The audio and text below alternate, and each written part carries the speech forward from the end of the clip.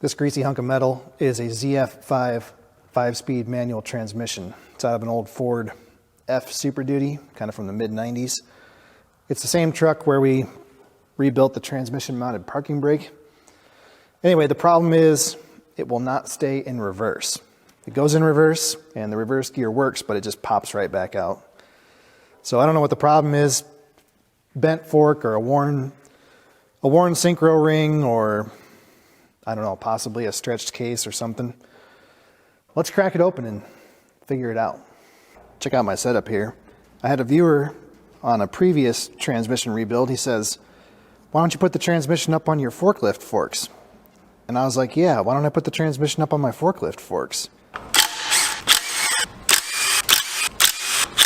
Kind of looks to me like somebody's already been here. So usually the factory isn't this sloppy with their RTV.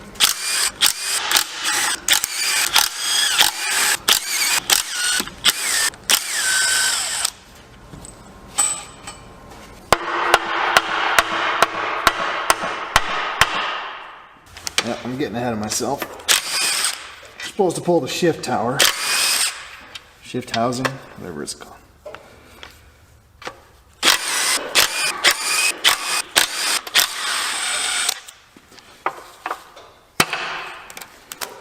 Now we're supposed to remove this gear selector interlock and spring. Okay, now I think there's 2 or 3 detents we have to remove. Go ahead and leave your comments down below about how you would have washed it before you started working on it.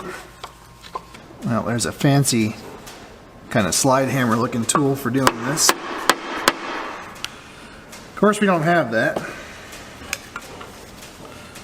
So we're going to use the old sheet metal screw, like so, and a pair of side cutters.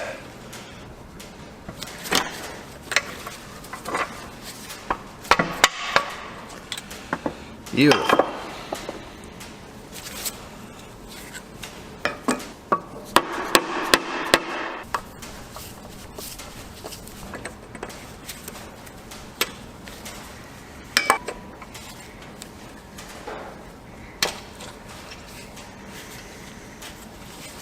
Three for 3. Huh. There's a couple of bolts here that hold the reverse idler shaft. I'm gonna pull those out. And we're also supposed to remove this backup lamp switch.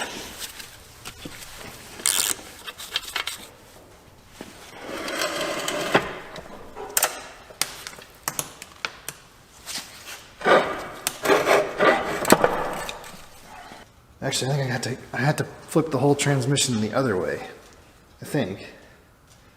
Because all the gears are going to come with this bad boy. Yeah. There it is.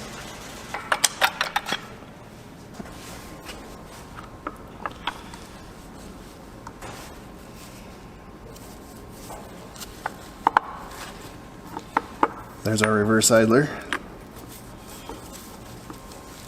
I think I see the problem. Well, I'll give you guys a little hint. See the chunks there on the magnet?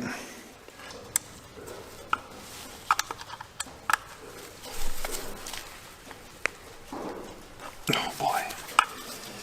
Well, that's not going very well. Why are those so tight? Let's try an old trick here.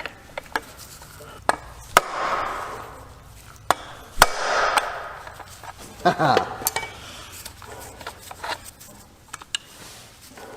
So the manual wants us to use this crazy fixture that clamps around all the shafts and shift rails, and you can pull the whole thing out as a big unit. We of course don't have that fancy fixture, so we're gonna have to kind of just manhandle it out of there, I think. We're gonna have pieces of it everywhere here pretty quickly. Okay, there's our main input shaft.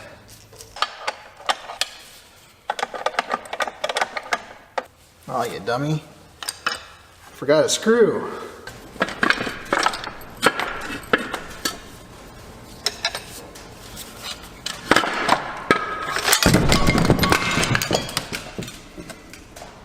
Got it.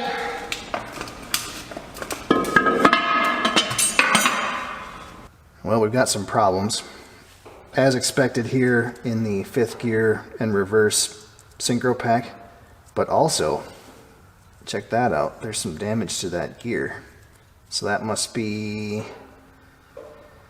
oh, let's see, 1st, 2nd, 3rd, 4th is direct, and then that's 5th.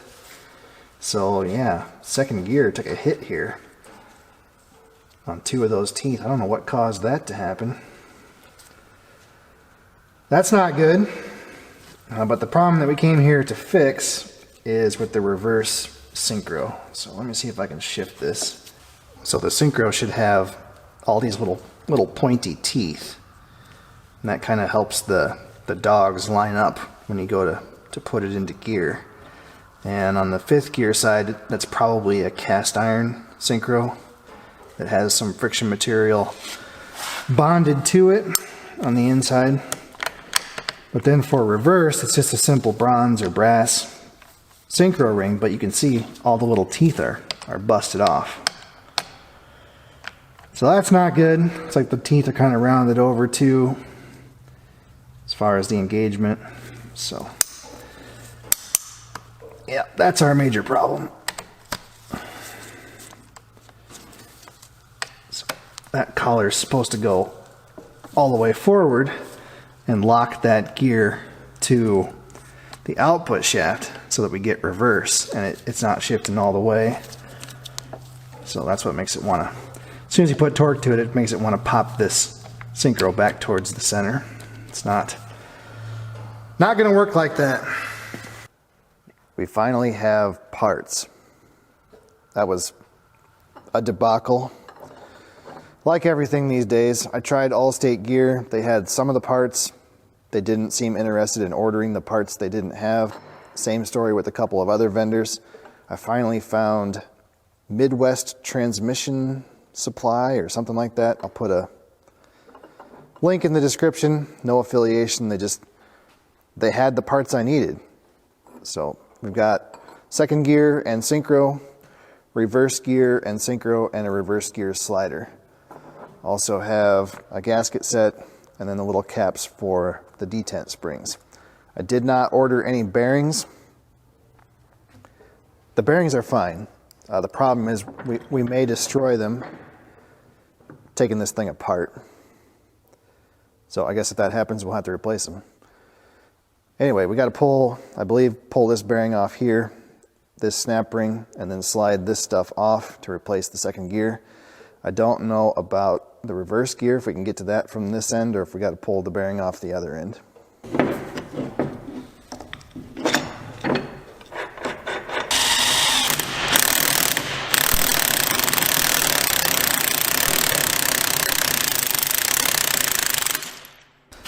That actually worked pretty well.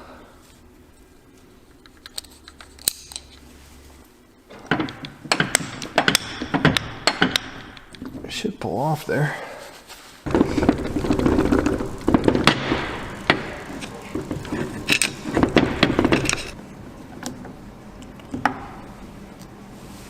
There it is.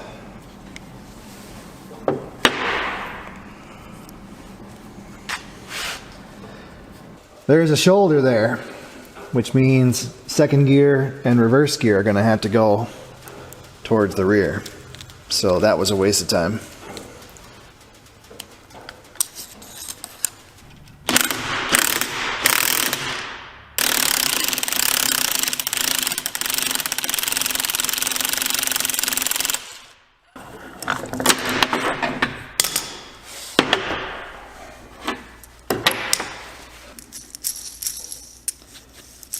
I think it'll survive.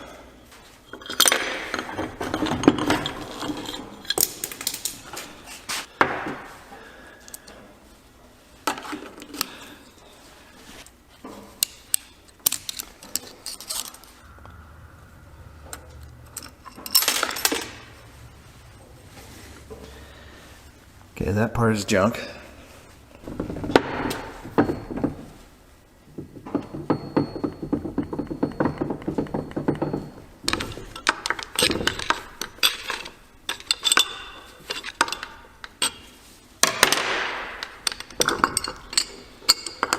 Okay, so the hub is good, but that synchro obviously is bad.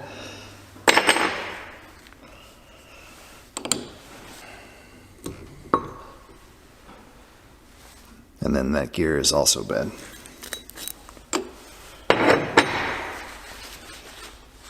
Now what? We're up against another shoulder. Well, I guess that gear does go out towards the front, so it wasn't a waste of time. But we have to remove this sleeve. I think it's just pressed onto the main shaft. So I'm wondering if we can just put this whole thing in the press and push the shaft right out of both of those gears and the slider. I'm just afraid that there's a snap ring between first gear and second gear. So this is our setup. It's probably going to destroy the synchro, but we're replacing that anyways. I think it's going to work.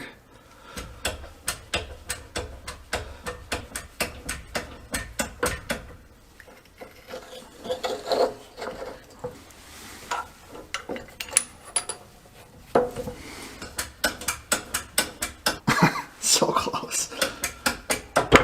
There it is. Okay. Sure enough, there's a snap ring. So I'm glad we did that. This seems like an odd failure on second gear. It sure looks like something got stuck between the tooth and the root and caused this deformation. But the only thing that really broke off was the teeth of this reverse gear synchro, and they're brass or bronze. They're pretty soft. And gear teeth are normally just hard as a coffin nail. So I'm kind of surprised that it deformed like that. Normally when these teeth fail, they just chip or break. They're really brittle. Kind of wonder if maybe this is some kind of a second-rate aftermarket gear that was installed by the last guy. And then the synchronizer. We're supposed to have a minimum of 16 thousandths between the face of the synchro and the face of the gear. And this one's basically worn down to nothing. So the synchro is essentially like a little clutch. Some people even call them cone clutches. And this tapered surface here is the friction part of the clutch. And if it wears too much, you stop having friction, and then the synchro essentially stops working. Its purpose is to match the speed of the gear to the speed of the shaft. So there's the reverse gear synchro. All the teeth are stripped off of it. And then the teeth on the inside of the slider are pretty much gone. They're supposed to protrude like that. And then the teeth on the gear are also pretty worn. We might have been able to get away with reusing this gear, but it seems like a bad idea. So yeah, that side locks up fine. This side, even when it's fully engaged, it just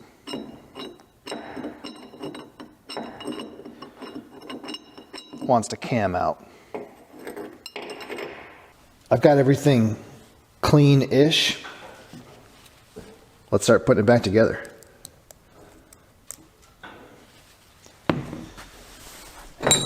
So we're going to start with second gear and the second gear synchro. So I don't know if you guys can see, but the gap between the synchro and the gear is significantly larger than it was on the old gear. That thing was clapped out.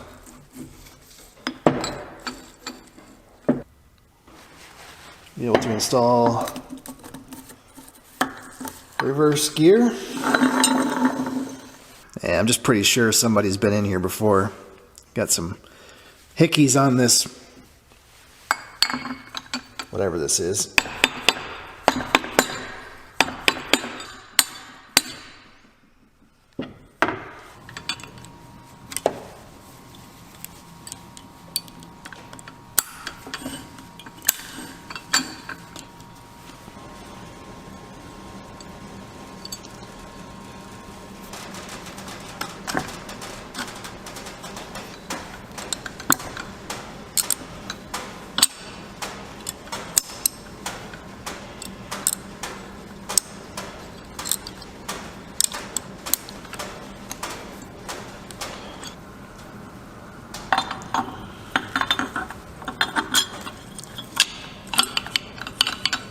Okay, that's reverse.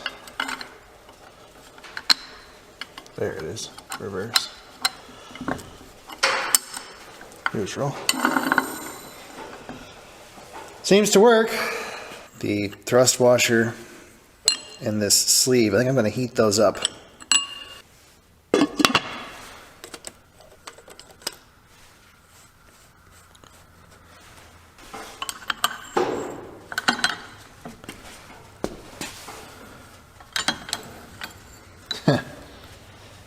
Didn't work quite like I wanted it to.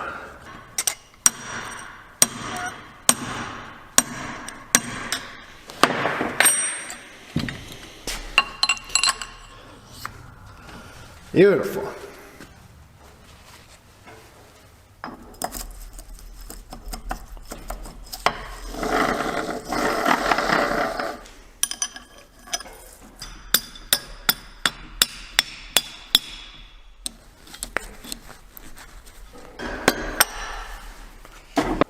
Man, this is so much simpler than that Mitsubishi transmission that we did.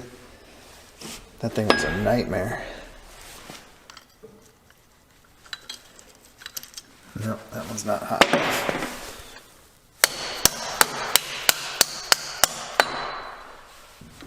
Maybe it is.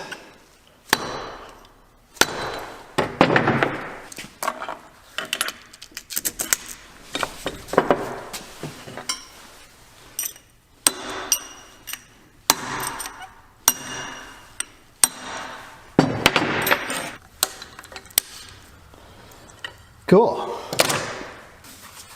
We're going to replace this output shaft seal. Even though I already replaced it when I rebuilt that parking brake. Comes in the kit, so we might as well.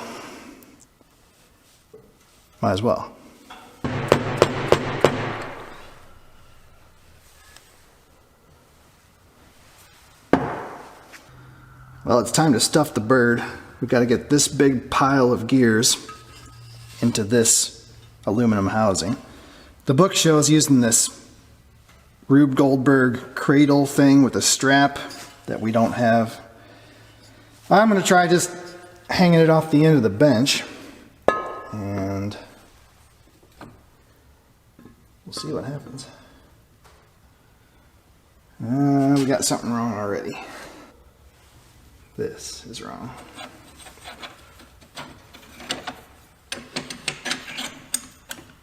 There, that's better.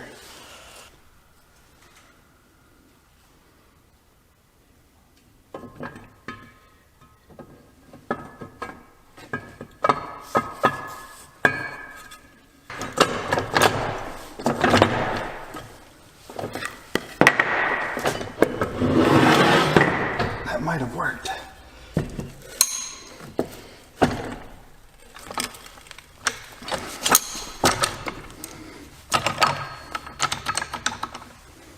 That's it.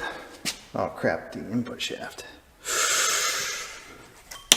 Can we still get it in there? Oh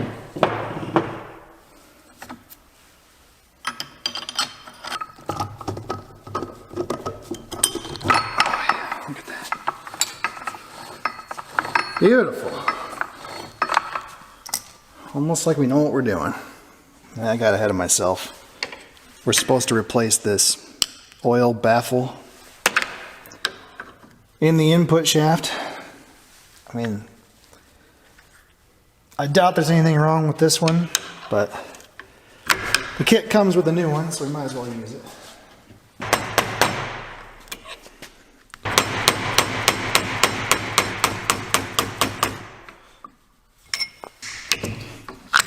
There we go.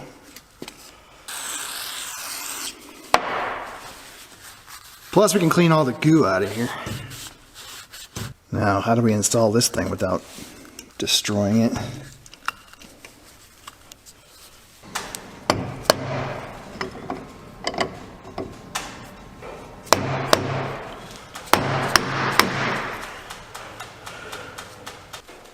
It's supposed to be 6 millimeters below the lip.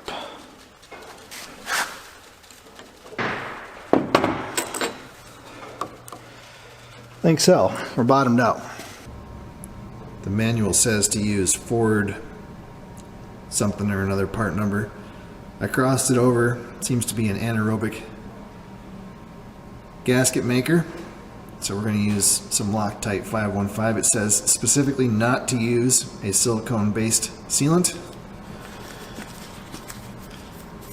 Not sure why. I'm assuming that they're worried about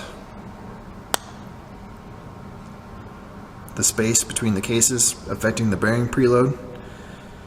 I don't know why you couldn't use silicone. I mean, the last guy did. And it worked for however long. You know, they put engine cases together with silicone sealant.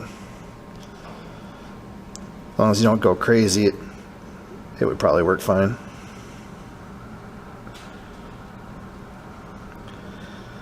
Hopefully this works. The case is pretty hickied up. Somebody's beat this thing within an inch of its life, myself included. It was glued together with silicone. I couldn't get it apart.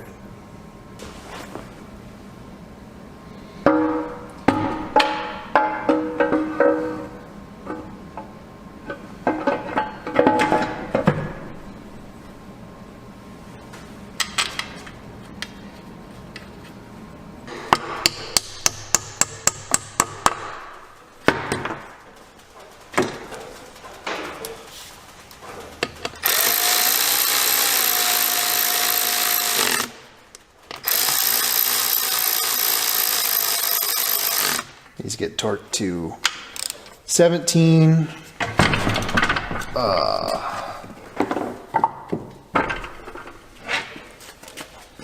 Like I said, 17 foot-pounds.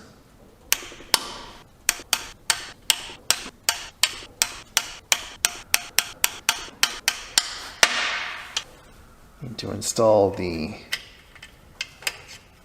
reverse detent or whatever it is. Just gives you a little extra spring on the lever to get her into reverse. Shift tower goes like so.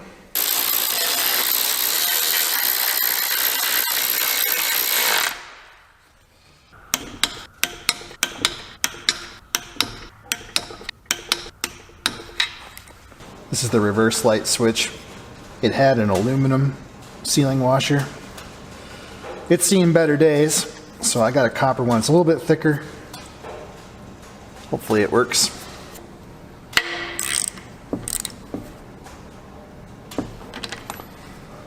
Also got a copper washer on the reverse shaft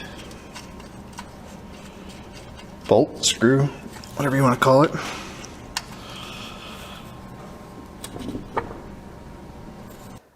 That's the original sealing washer. It's got rubber molded on the inside, but one of them was MIA.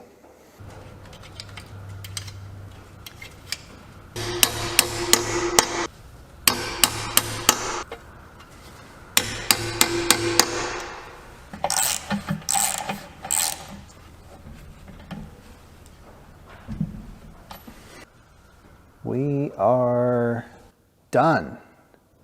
That wasn't that bad. I mean, it's a lot of work just to replace 1, 2, 3, 4, 5 parts. But, I mean, compared to other transmissions like that stupid Mitsubishi, that FM 145 from the Ford Ranger, this thing's a piece of cake. It helps that we didn't replace any bearings. That's where you really suck up a lot of time, when you have to, you know, adjust shims and selective snap rings and check clearances. If you're just tearing one apart to replace the gears, it's not a big deal. Hopefully it works. I don't know, there's no way we can really check it without putting it back in the truck. It does go into reverse and goes into all the gears. The interlock plate's a little sticky, but not too worried about it. This is a carry-out job, so I didn't pull it. I'm not going to install it. We'll have to wait to hear back from the customer. That's it.